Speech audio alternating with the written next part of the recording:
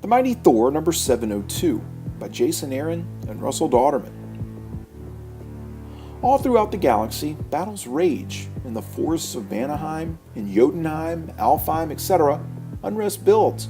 But Thor is busy arm wrestling fellow Avenger Hercules in a Chelsea bar instead of what she should be doing, getting a chemo treatment.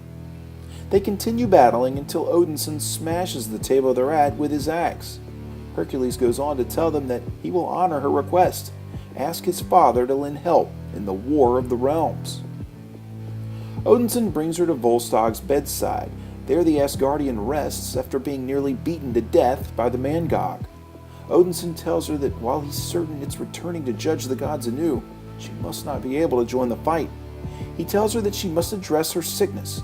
Although she's clearly resistant to his suggestion, she eventually concedes and throws Mjolnir through the wall far enough to return her to her mortal state.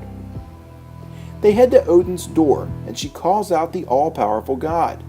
Will Asgardia stand aside while all of the realms descend into chaos?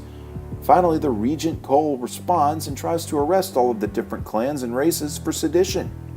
Jane continues the argument, and eventually the crowd responds by demanding they all have a voice, until finally the door flies open.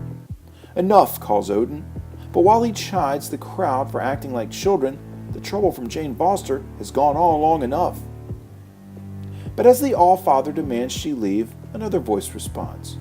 Odinson's mother rises from a long sleep following Loki's attack. She tells them that heeding Jane's words are of utmost importance, but when she looks back, the now mortal woman has collapsed from exhaustion. The issue ends with Heimdall standing on the bridge. He's seen war after war, but what will come next will be difficult to watch.